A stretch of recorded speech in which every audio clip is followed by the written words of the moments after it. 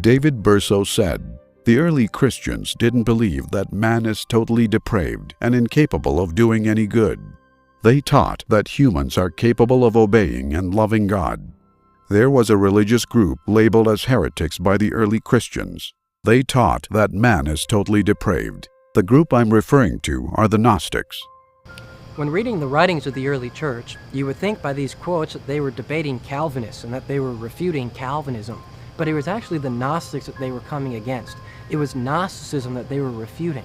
It should cause no small stir to those who hold to the inability of man, that they can't find any support for their doctrine from the early church, but they only have the Gnostics who agree with them. The errors of the Gnostics were continually rejected by the early church, but the Gnostics continued to try to infiltrate the church with their doctrine. The Gnostics even wrote their own Gospels, known as the Gnostic Gospels, where they stole credible names like Mary or Thomas to try and give validity to their teachings.